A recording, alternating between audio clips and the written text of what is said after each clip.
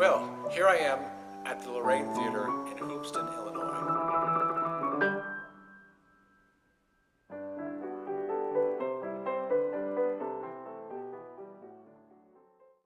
Boy, this is a huge, beautiful theater, and the Saving the Lorraine Foundation is raising funds to restore this beautiful theater.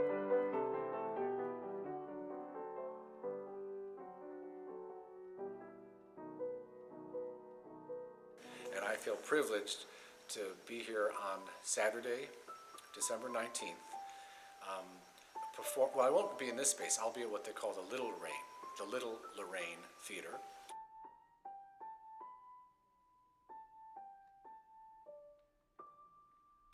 And my performance of Walt Disney Alive on Saturday, December 19th at 3 p.m., 5 p.m., and 7 p.m. Well, it's to raise money to restore this beautiful theater.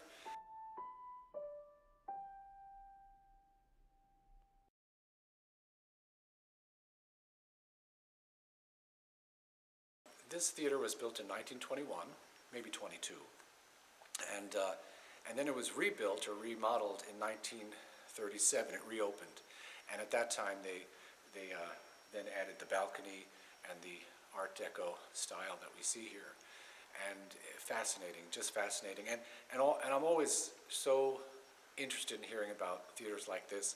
I mean, this was not only a movie house; it started showing silent pictures in the beginning.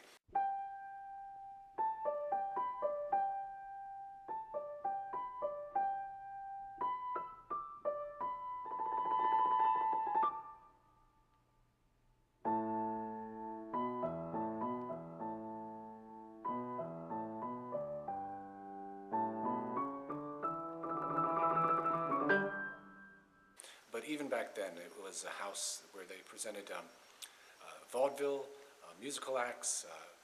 High schools would come here and perform things, I think I understood.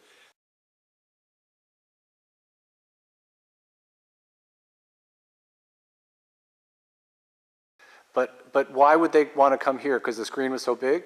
The screen was, the biggest around, and also, by far, was the sound system. This was the premier sound system. People came from Chicago, from Champaign, from all over the place to come to this theater because the best sound system, and this room was designed, for sound.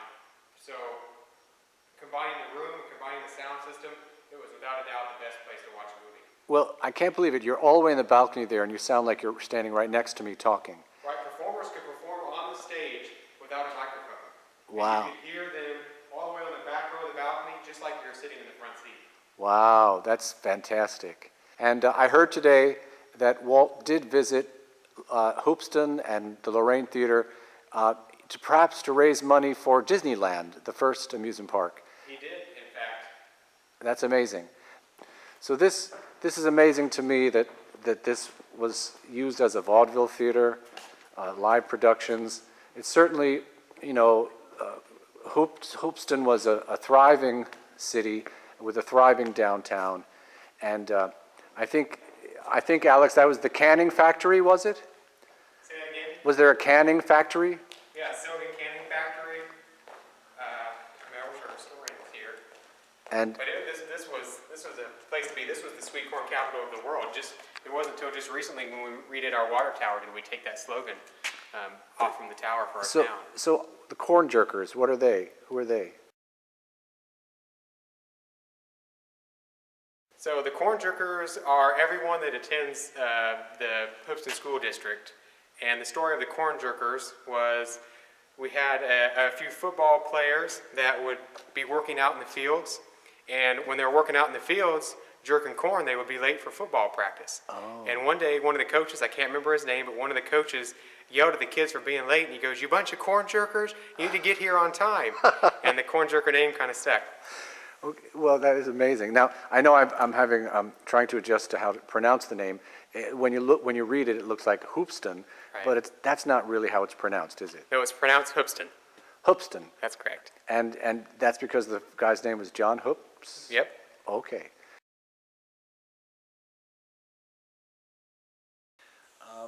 So I will not be performing in this big theater now. I hope to in the future. But as I mentioned, I'll be performing this at their little space called the Little Lorraine Theater. And I think if Walt Disney was alive, he would be helping this theater do what they're trying to do, you know, refurbish it and bring it back to life. And it is true that Walt Disney did visit here once.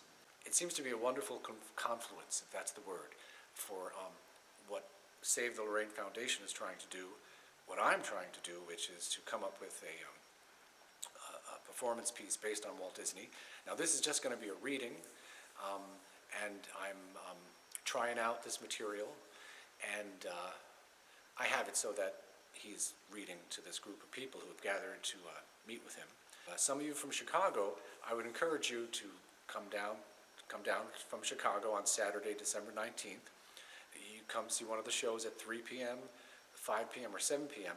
But anyway, come visit the area, have a meal before you see the show, and then you can come watch me and contribute to this great cause of restoring the Lorraine Theater.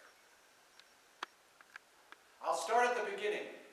On New Year's Day, 1888, Elias Disney and Flora Call, my parents, were married. On December 5, 1901, a fourth child, Walter Elias Disney, was born. And, well, that was me. I was named after my family's pastor. The pastor, in turn, named his son after my father.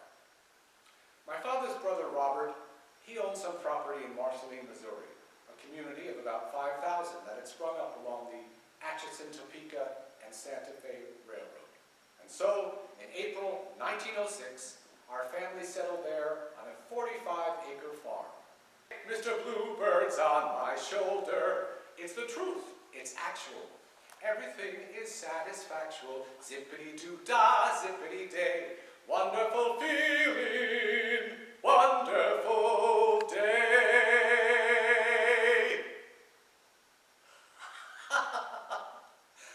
I can't believe I'm singing. I never sing in front of people. I don't know what has come over me today.